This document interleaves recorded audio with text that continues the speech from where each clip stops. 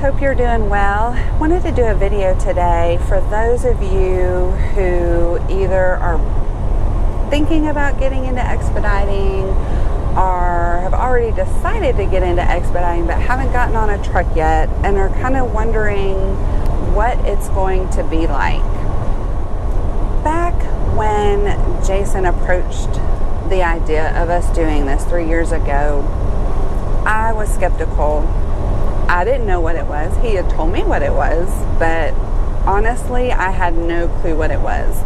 And me, I am a visual person. So if I'm trying to learn something or find out about something, I will look it up on Google. I will see if there's video on it. I love watching videos and learning how to do stuff if there's something I'm trying to learn how to do, or if I want information on something. And I wish that there would have been some videos of somebody, telling me, hey, this is kind of what to expect. Now, keep in mind, I know everybody's experiences are going to be different, but my goal today is just to kind of tell you the challenges I went through, or Jason and I went through when we first got started on a truck, and what to kind of expect when you first get out in a truck. Or this could apply for cargo van, 18-wheeler, straight truck, anything, expediting, or just team driving in general. So once we decided to get into expediting, and like we had told you in our last video, we found an owner that was looking for a team. He preferably wanted a husband and wife team.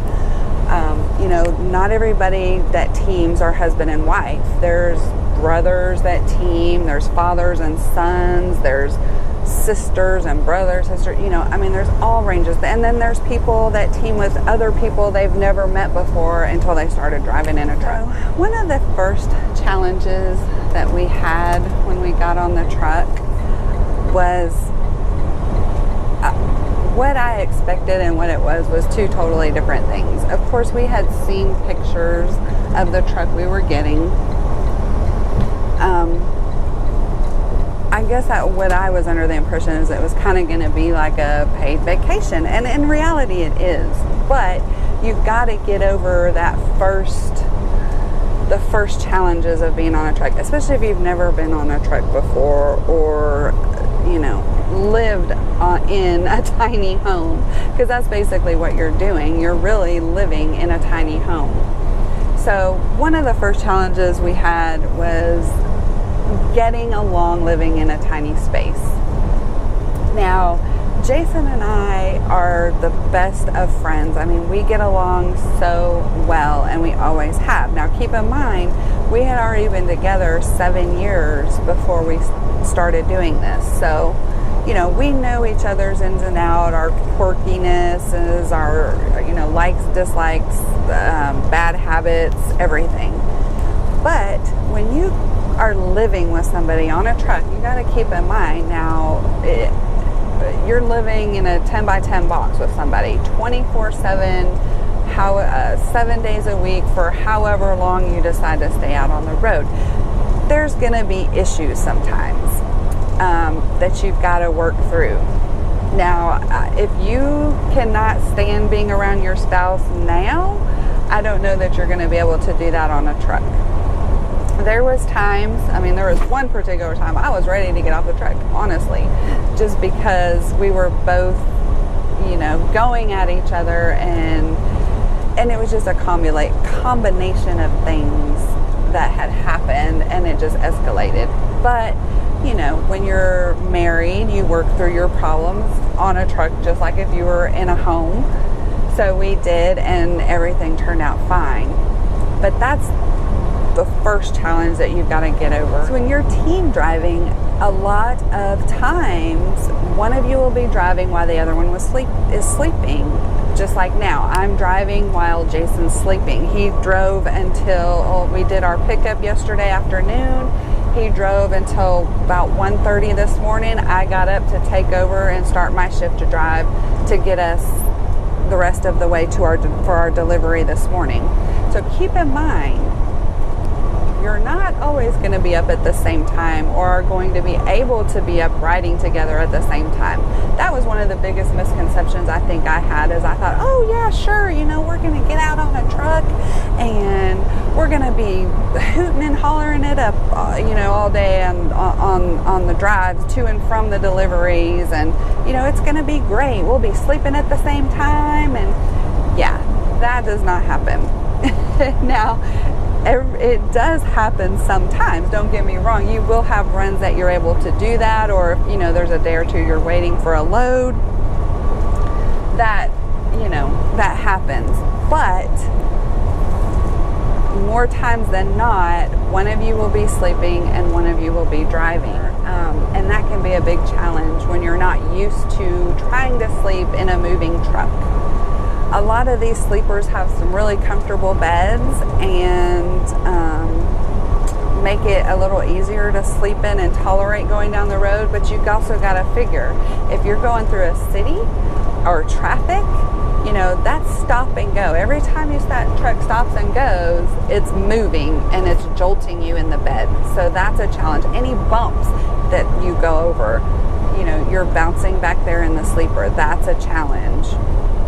So I think it took Jason and I'm telling you, probably a good first year until we actually got comfortable sleeping in the truck. And there's still times now, I mean, you know, Jason will have to pull in to fuel in the middle of the night, or even if I have to do that in the morning. And you know, some of these truck stops have potholes you would not believe, and that is going to wake somebody up, you know, out of a dead sleep. Unless you're just a totally hard sleeper, that's going to wake you up. So you've got to your body has to get accustomed to that. And like I said, it took me and Jason probably a good year to fully be comfortable with sleeping while the other one is driving. And you know, there's still times now that you wake up and it's just like, what in the world is going on? You know, it happened to me last night. Jason was going through some parking lot and it was all potholed up, and of course woke me up, jolted me out of the bed.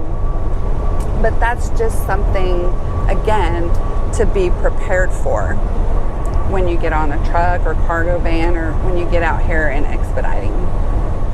Another thing that was a challenge for me, and you know, again, this experience is going to be different for everybody. Obviously, if you're going to be driving a truck or a straight truck or an 18-wheeler, you're going to have to go get either a Class A if you're going to be driving an 18-wheeler, or for a straight truck, all you need is a Class B. So, but in order to get those licenses, of course, you have to take a written and a driving test. So, hopefully, you're a little familiar or have some experience with driving whatever type of vehicle that you're going to get your license for. With Jason, worked for the courier company. They had straight trucks there, so I was able to get some experience driving one that way, and that helped me to get my license, and it did help me some once we got out. But once we actually got out and into the first truck that we were in before our owner got us this one, you know, it was totally different. The trucks that Jason took me out with his previous job, you know, they didn't have big sleepers on them. They were day cabs, so they were much shorter. They were still big box trucks, but they weren't as long. So that was different. And it was just very intimidating to me at first.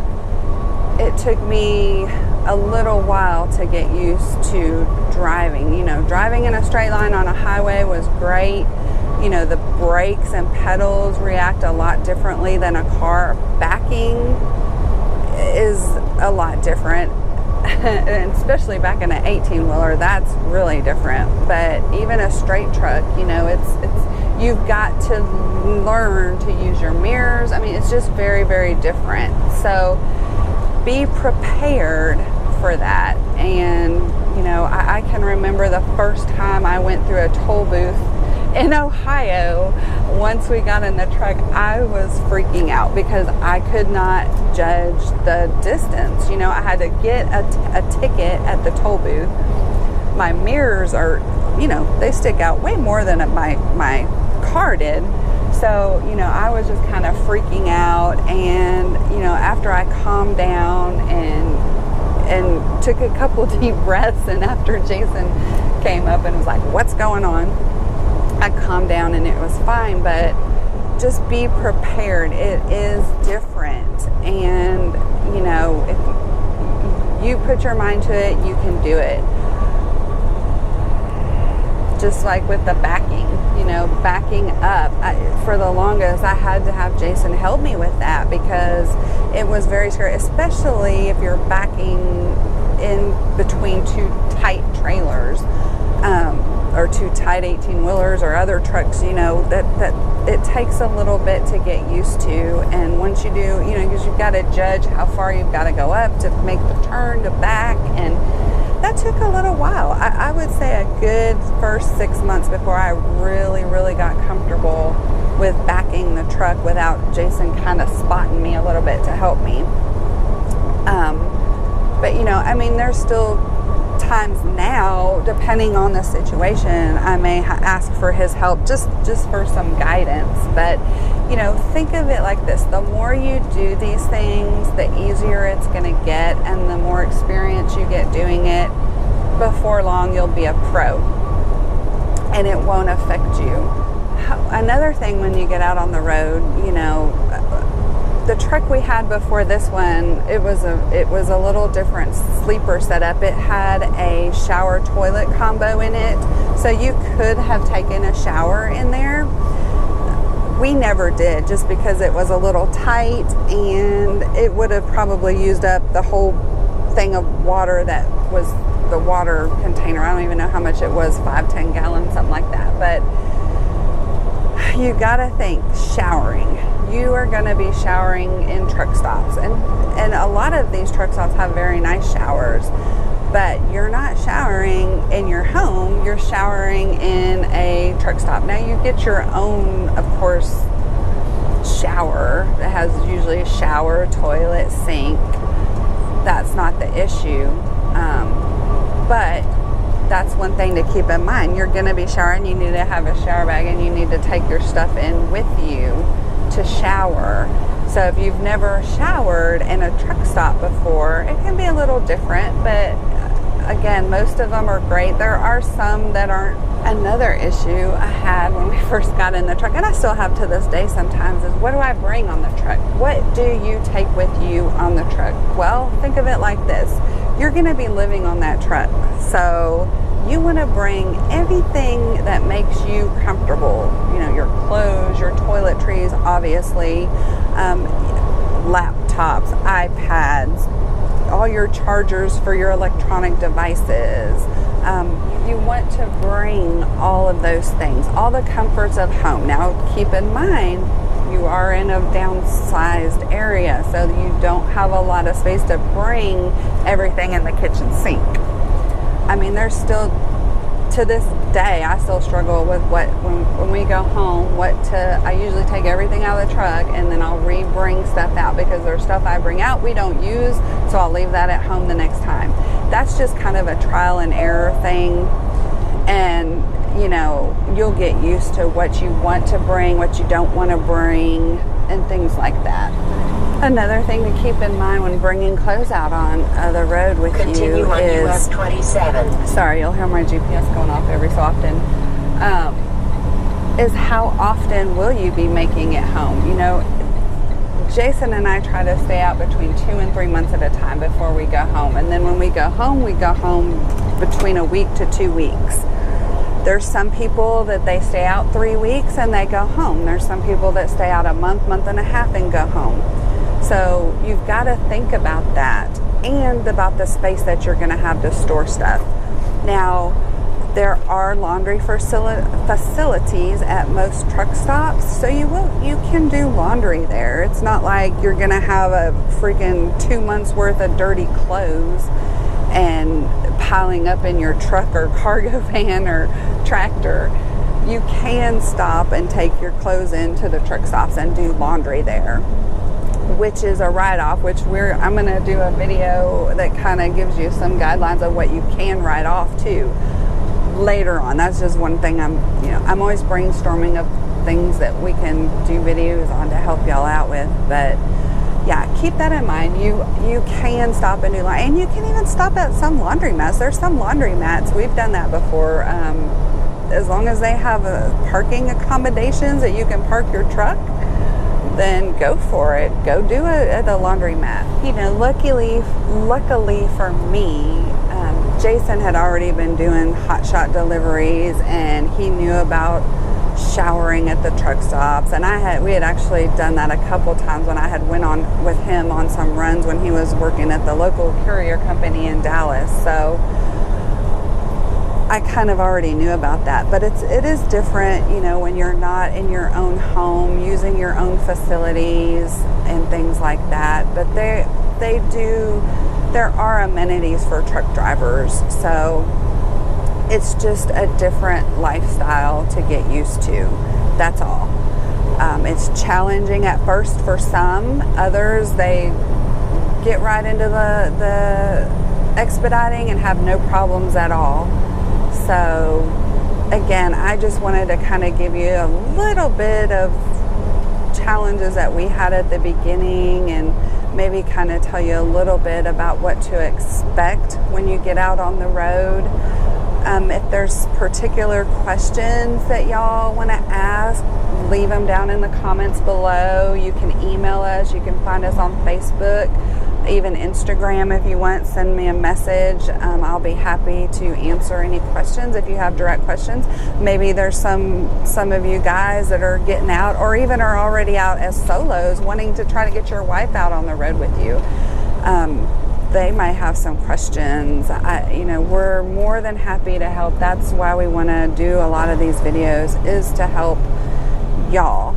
And again, like I said, when we first started 3 years ago, I wish there was some videos that I could have clicked on YouTube to give me a little insight on what to expect. So again, I hope this video was informative. I'm sorry, I know a lot of you that are already out here expediting and on the road, even in trucking, already know this stuff, but I really want to do some new driver tips and people, that are thinking about getting into expediting, kind of help them out too. So don't worry, we'll do some other tips and tricks that we know that might help some of y'all that are already doing this too. So hope y'all have a good day, and I'll see you in the next video. Bye.